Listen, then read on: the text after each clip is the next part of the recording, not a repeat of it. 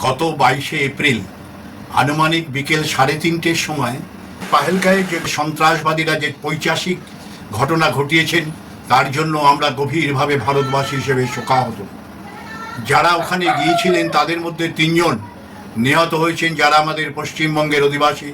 ইতিমধ্যে পশ্চিমবঙ্গের মাননীয় মুখ্যমন্ত্রী মমতা ব্যানার্জি ঘোষণা করেছেন পরিবারকে 10 লক্ষ টাকা করে, এবং এছাড়াও বিতানবাবুর স্ত্রী, বিতানবাবুর বাবা এবং মা প্রত্যেককে 5 লক্ষ টাকা করে আর্থিক সহায়তা করা হবে। এছাড়াও বিতানবাবুর বাবা এবং মা তারা বৃদ্ধা অসুস্থ মানুষ, তাদের আমরা আরোগ্য কামনা করি এবং প্রতি মাসে চিকিৎসার জন্য তাদেরকেও 10,000 টাকা করে আর্থিক সাহায্য দেওয়া হবে।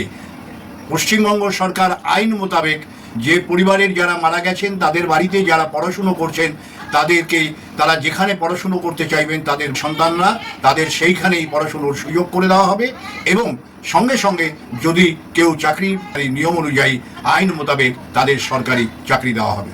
আমি কৃতজ্ঞতা জানাই মাননীয় মুখ্যমন্ত্রী মমতা ব্যানার্জিকে যে আপনি আমাদের এত অল্প সময়ের মধ্যে এই সিদ্ধান্ত নিয়ে এই পরিবারগুলোর পাশে দাঁড়িয়েছেন। এর জন্য আমরা কৃতার্থ, আমরা কৃতজ্ঞ আপনার কাছে। ধন্যবাদ, নমস্কার।